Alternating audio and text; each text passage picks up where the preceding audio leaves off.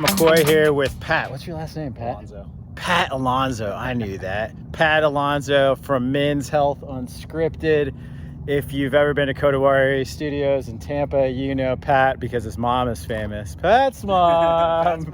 Pat's mom. But I just dropped my GoPro into the water, so you missed us playing catch. Pat is a former baseball player as well too. We've talked a little bit about men's health, kind of our journeys and how we've ended up to where we are. So we're going to paddle a little bit more. We'll drop back in the mangroves and we'll talk about men's health. Pat and I went for a paddle in Tampa Bay on the St. Pete side over near our friend Urban Kai's place in the Getaway, a lovely place to explore the mangroves and what Tampa Bay has to offer. This is one of my favorite places to take people for their first time. It's kind of a rite of passage. I take them back into the mangroves. I kind of see how they can navigate going over roots, going through the narrow passages, and Pat's swagger. I mean, any kind of guy who has a mullet has got to have swagger. Pat is just one of my favorite humans. He's inspired me to change my relationship with alcohol. He's inspired me to step into using my voice with this podcast. I really love this guy. For Christ's sakes, he calls himself Dragon. I hope you enjoy my conversation with the Dragon. All right, here with Pat Alonso from Men's Health Unscripted, which is an awesome podcast. I believe you guys are, how many episodes? 55? About 55 now, yeah. 55, double nickel. That's awesome. How long has that been going on? So we started in COVID. I'm going to give a little backstory because I think it's interesting, and it's the reason why we got into men's health. I'm kind of a rebellious dude. Just baseline, I'm rebellious. Really? I couldn't tell. Yeah. So we started Operation Men's Health through the American Pharmacists Association at USF my second year. Okay. And it was nuts. Like, my classmates loved it. We were having fun. We were making health fun for people, which it's not. You know, a lot of times because you're worried about what's going to happen or like what's the diagnosis, and men in particular are scared of this. And so we tried to figure out a way. Like, I just like to make things fun, and I think a good example of it's kind of obscure, but like Richard Simmons, he made exercising fun in the 80s people still and 90s. Talk about him. Yeah.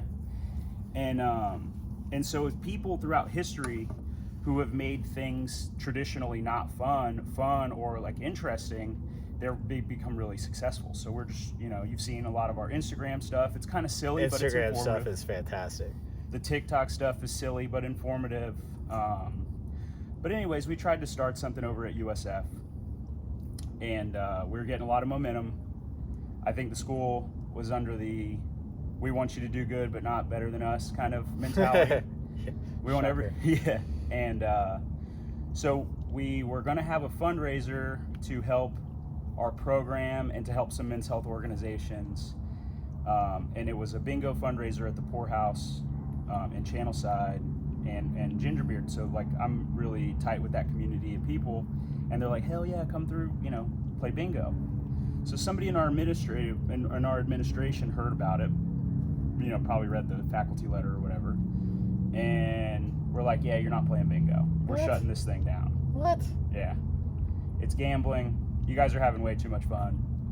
Need to be more serious. Yeah, you need to be like because in pharmacy school, I think I've seen it like from a lot of other students, not just at USF, but they really harp on this like professionalism. Mm-hmm. Professionalism's stupid because it's just it's a word that people use, or like to say, well, you didn't really break the rules that we established for you. Yeah. But we don't like that, so you're unprofessional. Get in line. Yeah, so that's the way I always took it. Get in line. Your professionalism is lacking. And I'm like, oh, well, you didn't have a rule for it. And so they weren't really ready for me at USF. Who is ready for all of that? I had a lawyer on the phone in about 10 minutes. And they were like, no, you're a 501c. You can play bingo. And it's not gambling because you're not, betting. You're not winning money. You're winning like prizes and things. Yeah. And we go on to raise upwards of $3,000 with that event for students. It helped some of the USF students buy our Naplex books. Okay. So, which are expensive. Yeah, they're about $400. Yeah. So it didn't pay for all of it, but between It that, helped. some funding that USF gave, some other stuff, we ended up getting our study materials for free. Wow. To get us the boards, to get us Heck to the yeah. boards. So, what was around a $700 program with the practice tests and all that, end up getting it for free. Wow. So that was a good thing for the students.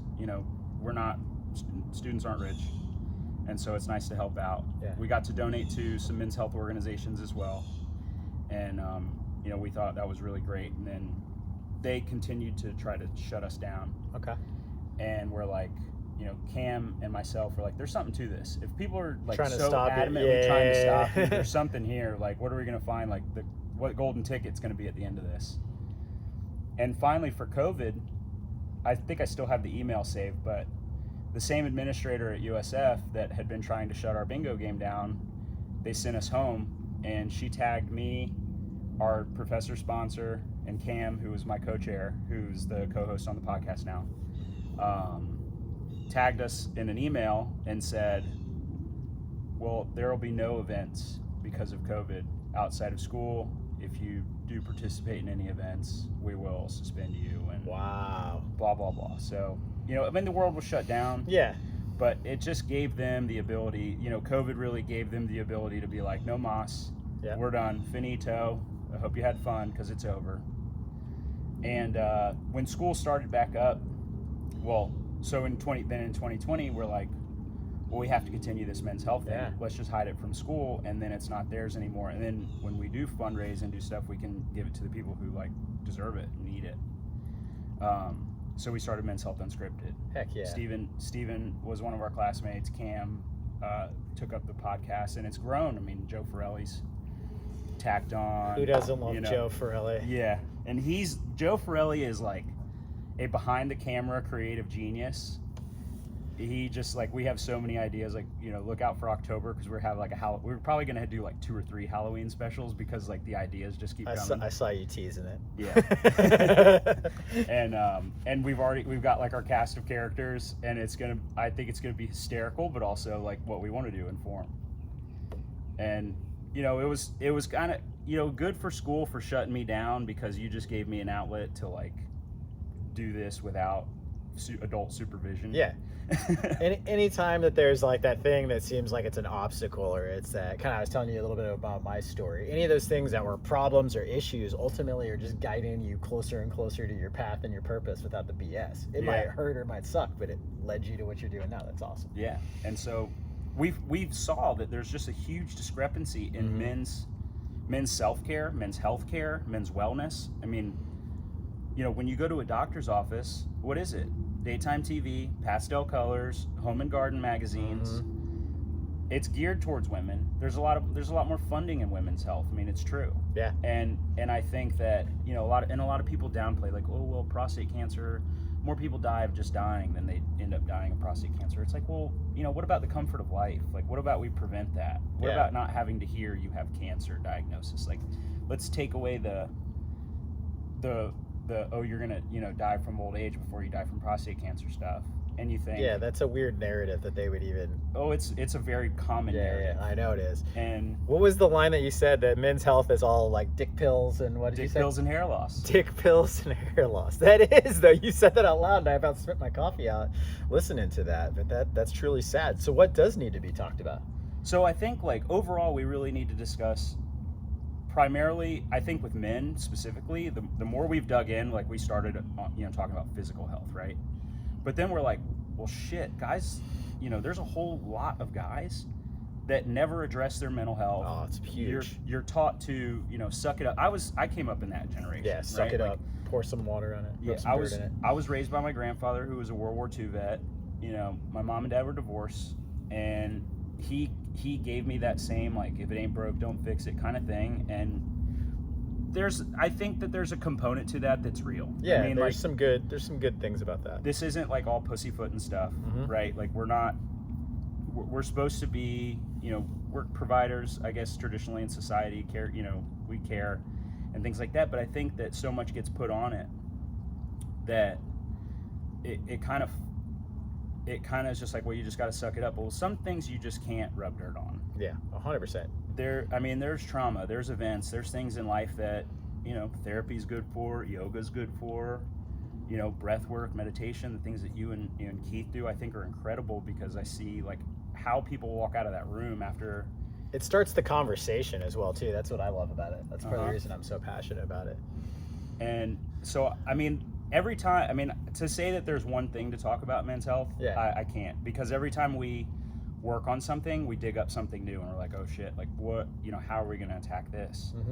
And so I think my goal right now is to soften the way that people talk, like men talk about their private parts. Just because, like some backstory on this is, I believe it was Betty Ford. She was the first lady at the time. She was the first lady to say breast on TV. And it was like a whole thing. I was like, oh my God. I can't believe it. The first lady Scandalous. said breast, right? And, I was like, I'll be the first guy to say prostate on TV. I don't care, whatever. It's been said before, but, it was this whole thing that it's like guys can't even say the word. And I've even noticed, like, when we do stuff online, when we post online, when we post about your testosterone, the views are through the roof. Yep. When we post about prostate cancer, people turn it off. And I think it's stigmatized. When we talk, and Joe is a testicular cancer survivor. Yep. And when we talk about testicular cancer, it doesn't really get any run. It doesn't fit in the algorithm. Yeah. And actually, I taunted the algorithm the other day, and it probably didn't do me any favors. But I was like, hey, this is our last post of September for Prostate Cancer Awareness Month. Sorry, we're not talking about testosterone. Let's see what the algorithm does. And sure enough, it got like 300 views. Like, it was like our lowest rated one. Instagram's like, I see you, buddy. We're going to suppress you. But I think just having an open conversation, and obviously you're not going to like tell every person, that something's going on, but to be able to have that conscious conversation with a healthcare provider or a mentor, or like, someone that you value, that you really value their, opinion. And I think women are and play an integral role in our program, because they're the ones who are convincing the guys to go to the doctor, get healthy, get well. I need to be nagged. Yeah. And I think a lot of guys are like that. And we've had, like our emails and DMs and stuff are like women like, oh, I got my husband to go to the doctor thanks to you guys. I made him watch your stuff. Yeah, they show him your stuff, and then they're like, those guys are awesome. These guys are kind of funny. Yeah. But even in our events, like with school, with Men's Health Unscripted, all the stuff that we've done a lot of stuff in the Tampa Bay area. Excuse me, most of the time women are like, go talk to them. Go talk to those guys. Yeah, that's cool. And I think, on top of that, I think being a pharmacist and being a healthcare professional, saying the things that we do, I think it makes it a little easier. So is your goal pretty much for people not to have to come see you as a pharmacist? Yeah. I think that's awesome. Imagine that. Well, my personal goal in pharmacy is, I think there's enough pharmacists and there's enough doctors out there doling it out, giving out the pills, giving out the prescriptions, and I'm not the pharmacist that says down with big pharma. Like, it's very, like, a lot of people need that. Role. Yeah. A lot of people need it, and there's a lot of really great drugs that really do help people. But the main thing is, like, I'm not reinventing the wheel here. Men's Health Unscripted isn't. We're just telling you to eat more whole foods, eat more vegetables, drink less soda, and drink less alcohol. Yeah. Like, we're not telling you to stop anything or live a radical diet. And who's that realistic for anyways? Yeah, or like the crazy exercise routine, or everything being perfect. It doesn't have to be perfect, right? No. It's about taking care, and that's why there's such a mental health crisis as well too, is because men either kind of go all the way in trying to prove something and pound their chest, or they kind of cowered back away. I feel like it's easy for them to do. So I think that's absolutely amazing. And, we talked about it a little bit when we were sailing over here, but before I went to pharmacy school, I was like 300 pounds. I was a baseball player, and then I got into sales / just working 100-hour weeks in a stressful job. So it's like, all right, entertaining clients, traveling, getting paid well, but also, I'm eating, if you're familiar with Tampa or whatever, I'm eating at Eddie V's like once a week, which is good. Eating that big T-bone steak because it's on the boss. Nice bottles of red wine, whiskey, old fashions, doing the thing. And I found myself when I was in pharmacy school watching these lectures going, all the shit that I've been doing is going to lead me to have some kind of health issues. Yeah. And so I made a stop. I lost 80 pounds while I was in pharmacy school. Wow. So down to 225. I float between 225 and 230 now, but I was at 300, 310. I mean, I was. Wow, how long ago was that? Floating up there. 2019. Wow. 2018. Not that long ago, right? You can always make a change. It was just small changes. I didn't do anything drastic. Crazy. I subscribed to a certain lifestyle or whatever, but it was over time. I didn't say oh, I'm gonna stop eating sweets today. I'm gonna stop eating French fries. I mean, all that shit's good. It's just not every day. Yeah, and that's what you described about doing those things that are, you didn't invent them. I call it eating all the low-hanging fruit. Yeah. What are those things that are just good for you that maybe you're not conscious of or making those decisions? Can you build your routines around those? Yeah. And I think that's that easy. And going back to the mental health standpoint, is I don't think men put emotions or put language behind their emotions. Right. When do you hear a man say anything? I'm fine. It's I'm grumpy. Oh, he's angry. There's no remorse, grief, sad. There's all sorts of emotions that men don't talk about. Mm-hmm. How can we do a better job? In the wellness industry of giving men this space, do you think? Well, I mean, that's a great question, because that's kind of something that we're always trying to tackle. Mm-hmm. It's how do you vocalize how you're feeling? Mm-hmm. And I think, and we've done some, shiesty experiments online, but it's necessary just to see what's going on in the world, because I think Joe, myself, and Cam, our perspectives are very different, I think, from the average guy, just because we do this work. Mm-hmm. But we'll go on popular Instagram accounts or whatever and find a meme about relationships or something, and it's a really harsh meme, and we'll post something positive oh, men, blah blah blah, and you would be surprised at the comments that come through where men say, well, if I expose my emotions, I can get it used against me later on down the road. Which is not, and the thing is when we did that and the first person commented on it, and I was well, this is kind of an anomaly, and then it was flooded. No, our emotions get used against us. Women stab us in the back. Our partners do this. And so it's a complex topic, right? Okay, so first of all, maybe that's not the woman you need to be with who's going to do that. But maybe they're but they could be so much fun, right? And so that toxicity is hard to step away from. Yeah. I think the first thing that we can do to prevent that is set a boundary. And set a hard boundary. Don't set a soft boundary and say, don't do that again, and then let them do it again. You need to, as a man, I think it's important, I don't think we do it enough, is set boundaries for ourselves that are realistic and smart, to where we can say, I'm not going to allow myself to succumb to that XYZ. And when you start doing that, you start realizing that the toxicity and the relationships that existed before start to dissipate. Because those relationships and those people don't like boundaries. And I think, and setting boundaries for myself in life and learning how to set boundaries, you notice that it pisses people off. Yeah. Because then they can't use you, or you're not a project anymore. Interesting. That was a very profound answer. That was awesome. I love that, man. Thank you. You put some thought on that.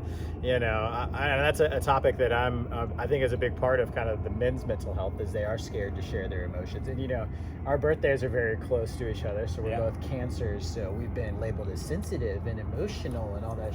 Hell yeah, I want to be emotional with all of my heart, right? You think about what a divine masculine energy is. It's like that amazing, encouraging father that won't take your shit at the same time, right? They're gonna love you open arms, or a grandfather, or whoever it was. But I think that's just a great topic that men need to feel more comfortable talking about. So to shift gears just a little bit, is I ask people a few questions every time. Hell yeah. So my first one is, what do you get to do, Pat? What do you have a tremendous amount of gratitude in your life for? Well, right now I get to come out on a Monday on a paddleboard with Garrett, my buddy. It's pretty cool. We've gotten to know each other quite a bit. I've sauntered with you, you've sauntered with me. We're around the same community quite a bit, and we've really fostered such a great community. So I get to do that. I get to do this today and just be outside. The sky is incredible.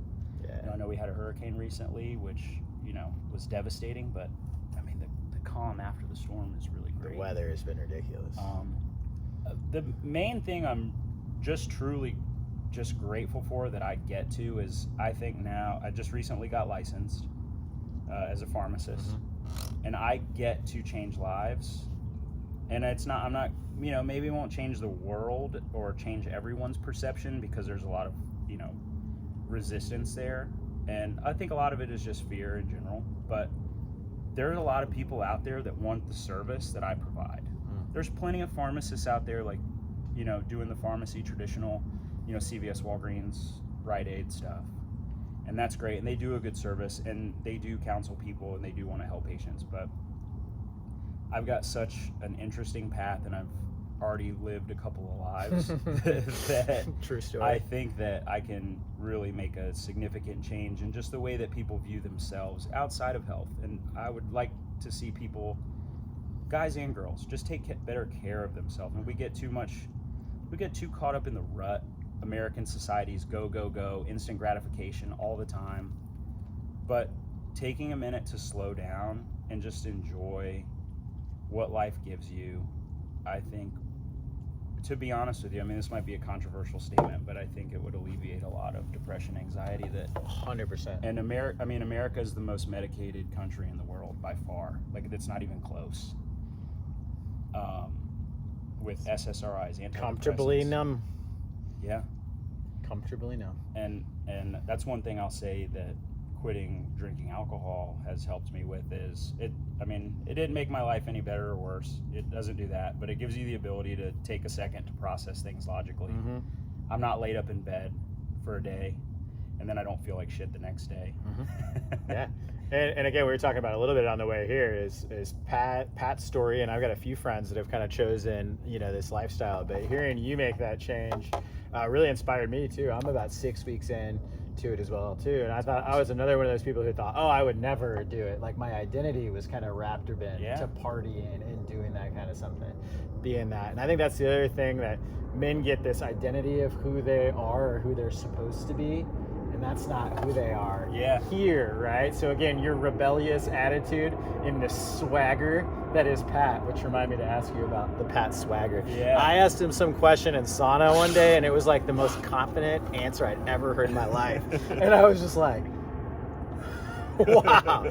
But anyways, I think that would really help a lot of our problems. Let's go to that swagger. Where does this confidence and rebellious attitude come from, man? I think that it just comes from, so a little bit it's fun to like make people uncomfortable, but gently make them uncomfortable. It's like, well, this guy's fucking weird. He's got a mullet. He eats a ton of vegetables and he doesn't drink alcohol. Like, what the hell? What's going on here? He's a pharmacist too. What the fuck? It's kind of like a lot of people are surprised by me just because I guess I don't look the part. Yeah. But I think the Pat swagger comes from, you just have to not give a shit what other people think and realize that everybody's got their own problems, and that even if you do something like weird or stupid and people laugh at you, they forget about it 10 minutes later. They don't they really have to care. go back to their reality. Yeah. So I think I think I've heard it from a lot of my buddies are like, I wish I didn't give a fuck like you don't give a fuck. Yeah. And I care. I mean, don't get me wrong, I care, but there's a certain element where I feel like you can, and this is like how, I know this is a great piece of advice that someone gave me one time, but, and I say this to all your viewers, my viewers, I say this, but you can do anything in the world that you want to do. I don't think, and especially, we're lucky that we live in America because we have abundance and we have the ability. I think it still is the land of opportunity. 100%. More so than anywhere else in the world. That, I'm on a track in my mind of I can do whatever I want.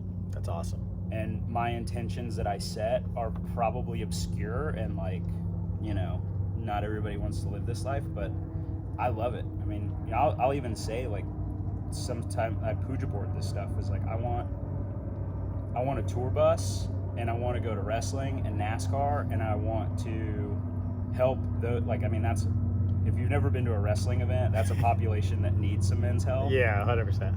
And if you've ever been to NASCAR, that's a population that needs some men's help. And like all the big sports and stuff, that's cool. They're already, you know, saturated with all that. But I want to go do the things that I want to do, and I love You're mixing racing your cars. passion. Yeah. I love pro wrestling, and I see how much those groups of people have other interests and stuff, and but just to have it there in those smaller events, and then like it trickle through society would be my goal. It's just like to have a tour bus. And that example of the meme, right? Because it's a safe or a funny doorway for people to express how they truly feel, that starts the conversation. And I think that's what has to happen with men's health is you just have to start the conversation. And when you get men around and they feel safe, I've seen them crack open in some of these breath seminars and things that we've done. It's truly amazing that how free and open up they get once they get into here. Second question is, what do you need to do, Pat? What do you need to do? Just in general. Yeah. What do you need to do? Oh man. Well, I mean, I like good food, so I need to eat good food. But prioritize it. But no, I really think that every day I need to be an example of what I think that men's health should be. And I use it as men's health. I think it could be everybody. It could be overall health. But I focus on men's health because, frankly, I didn't do so good in the like oral contraceptive section of pharmacy school.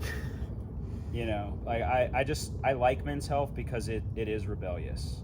It, you know, even to go to that, like not drinking alcohol is rebellious. Yeah, people. We were talking. I heard you have conversations that people respond to you odd when you say you're not drinking, which is interesting.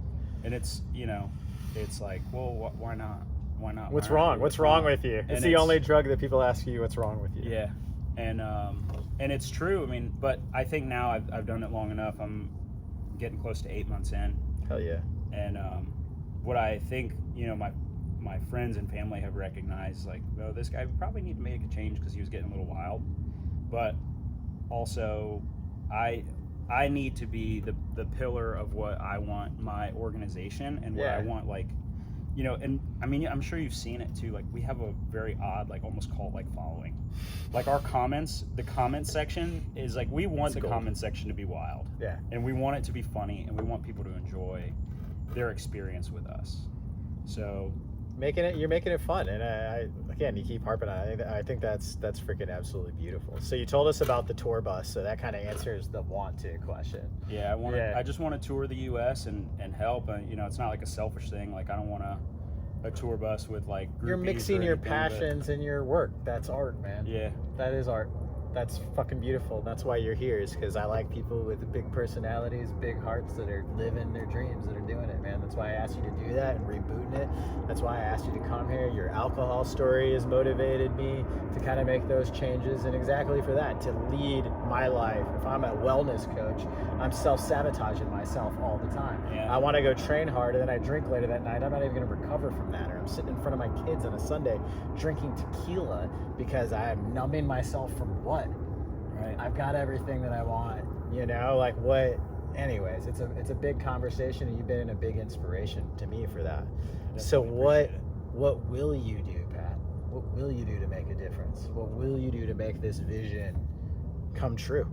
So I will continue to make the podcast. Yep.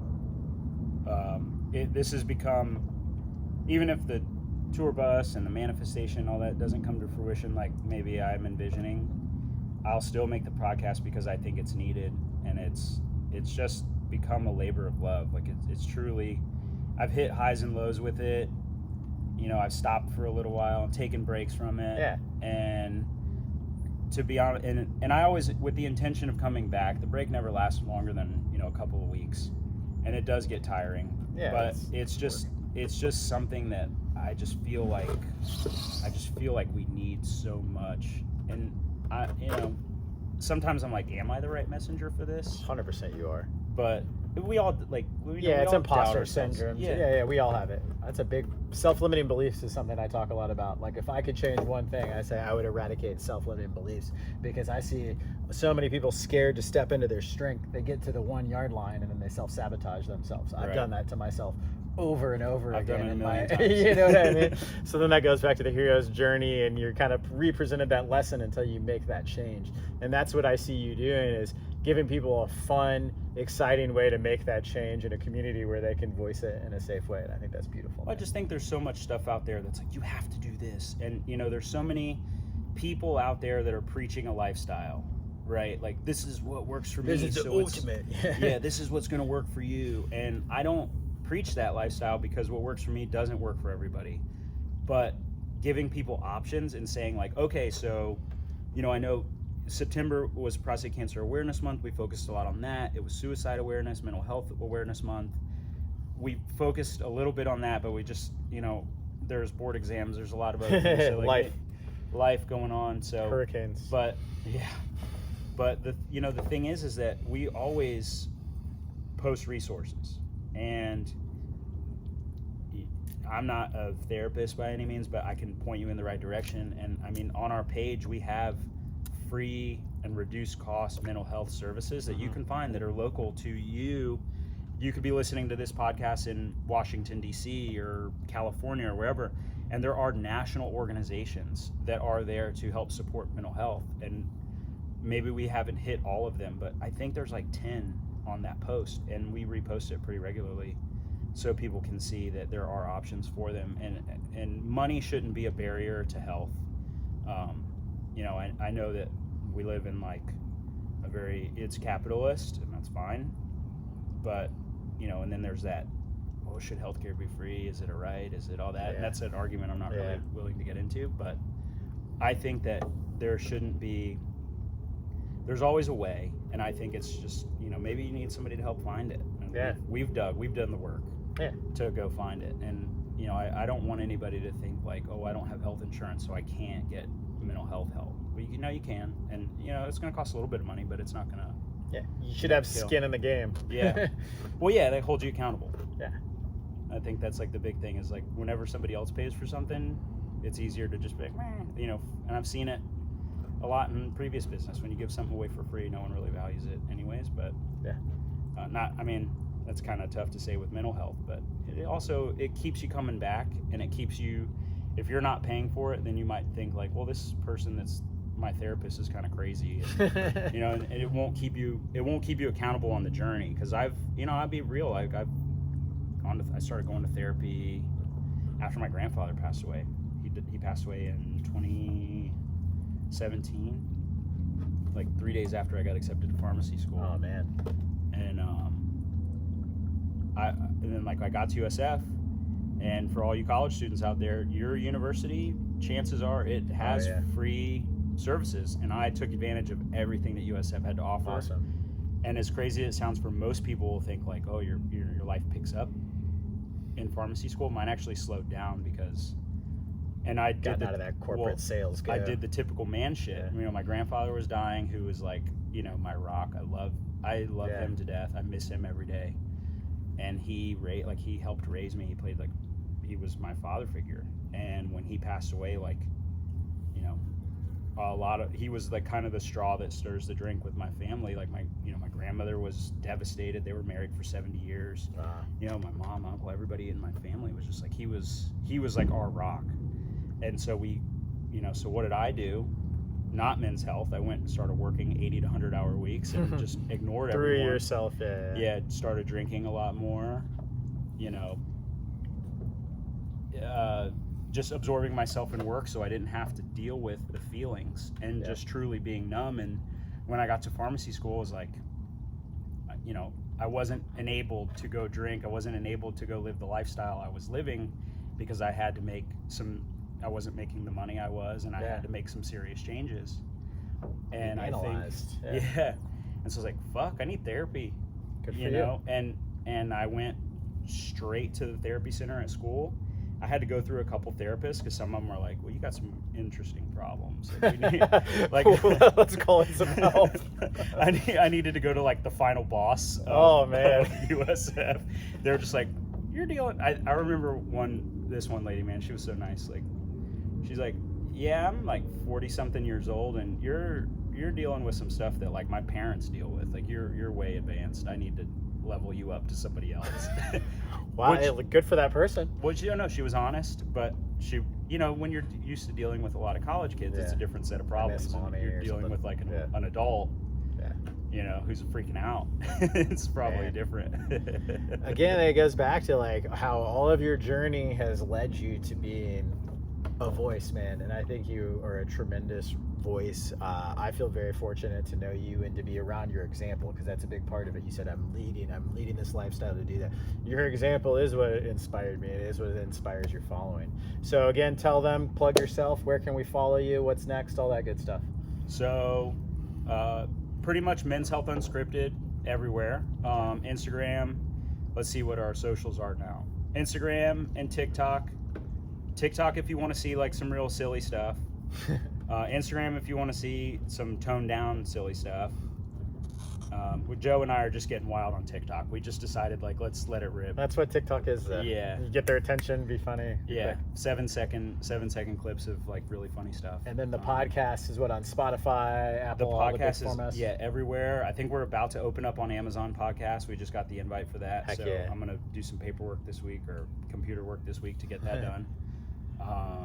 And again, please like and subscribe and do all that stuff. I was one of those people who'd listened a couple times and I didn't actually like subscribe or like it, so I did that today. Thank you. I'm sorry. There's one more. No, My bad.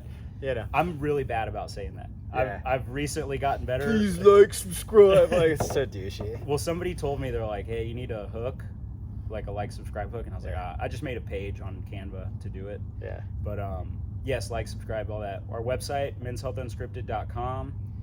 That if you're listening to this like 2 weeks out, you might see it like under construction a little bit, because we're gonna do some significant changes now that we're pharmacists. We're like legally. Now that you're legit, we're official. I'm not an unlicensed drug dealer anymore. I'm a licensed I always drug loved dealer. it. You said that. So, you know, there will be some changes, but we definitely have some events coming up. We have a car show out. I think it's called the Florida Freestyle on November 5th. Okay. That's the start of November, but a really good friend of mine, her farm is starting to do these events. They do sustainable vegetables, sustainable fishing. Her name's Tiffany. Hell yeah. Glam Farm Girl on Instagram. I've known her for, probably like since high school. But, you know, she's doing some really cool stuff with her farm. And, you know, it's cars, girls, it's a car show. It's fun. Sounds great. And then on November 6th, we have an event at Kendra Scott in Hyde Park. I think percentage of sales will go to Movember. That's an organization we like working with. So those are our next two ventures. And then on Instagram and TikTok and probably YouTube, we will be doing our Halloween special. I can't wait to see this. Multiple parts, it sounds like. It's a 4-parter to entice you to follow and stick along and see what happens. But then we're also gonna, like, I love Halloween, so October is probably gonna be less of me in normal clothes and more of me in weird costumes. I'm here for it. And I don't know if you're familiar with like the Waluigi Wario stuff, but Joe has talked me into some Waluigi. We have a Super Mario Halloween thing that we're doing that is it might get banned in the US, but like it'll be big in Asia. It's so, like, the script that we've written out for it is hysterical, so check that out. All right. And then we have our Follow the Yellow Brick Road. And then Joe was feeding me some ideas early this morning about some other stuff he thought of. So Joe Forelli on Instagram is like... Yeah, Joe's my dude. I love Joe. He's so funny. I saw Joe walking across the causeway. I still think that's hilarious. Like, I was just like, that's Joe Forelli.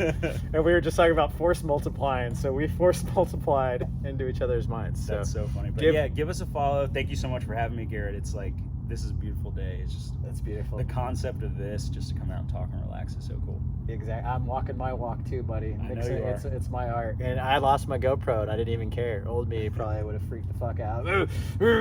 Yeah, day's ruined. Hey, whatever. I guess I'm going to get a new one. Appreciate you, brother. Yeah, thanks, man. Thanks for having me. Heck yeah.